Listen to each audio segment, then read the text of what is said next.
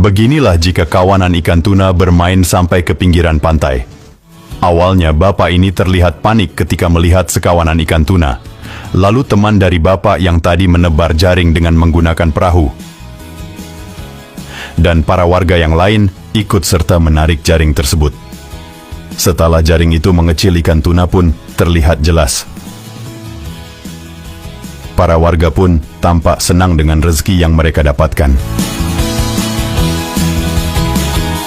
Lompat keluar, menelan Jiaer dengan sekejap, lalu dia terjun ke dalam air.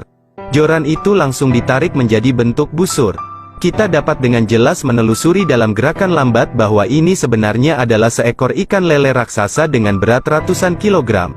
Ia tidak pernah menyangka akan bisa memakan umpan yang rusak seumur hidupnya.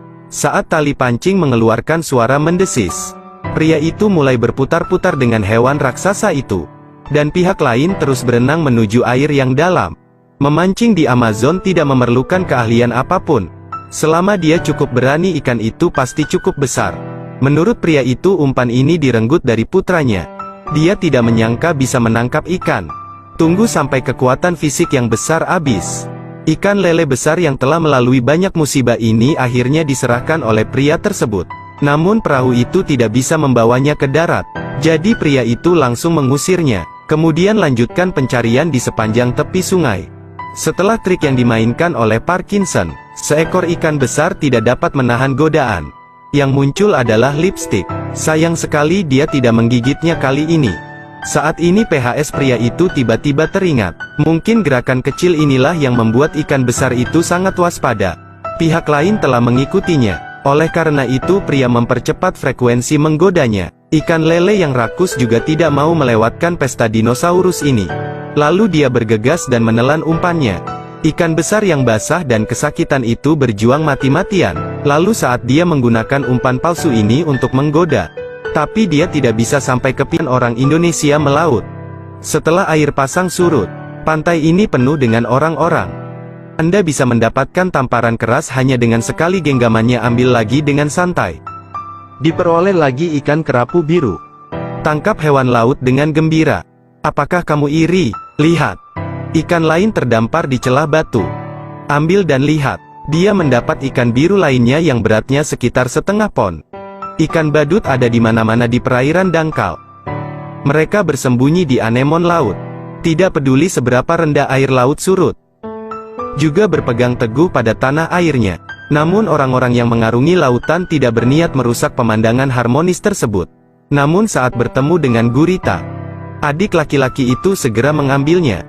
Butuh banyak usaha untuk menariknya keluar dari gua. Tarik keluar dan lihat, setidaknya setengah kaki. Namun pihak lain memegang lengannya dengan kuat. Begitu saja, seekor gurita diperoleh kembali. Selama air pasang surut, semua nelayan di desa akan datang ke pantai untuk menangkap hewan laut. Lihat, dia baru saja pergi ke laut sebentar. Keranjang sudah penuh dengan hasil panen. Ada semua jenisnya, dan tepat di kakinya. Ikan lain muncul di terumbu karang. Bibinya segera memasukkan ikan itu ke dalam keranjang sendiri. Ada pemandangan sibuk di pantai. Selama Anda mengambil tindakan, Anda pasti akan mendapatkan sesuatu. Tarik saja seekor belut seberat 2 hingga 3 kilogram. Ini terlalu menyenangkan. Dia baru saja memasukkan belut ini ke dalam keranjang. Paman di seberangnya menemukan sesuatu lagi. Dia datang dan melihat, seekor belut laut yang lebih besar muncul di celah-celah bebatuan. Dia segera memanggil teman-temannya. Rekannya mendorong ke depan dengan ganas. Tapi pihak lain mundur. Tunggu sampai dia menjulurkan kepalanya lagi.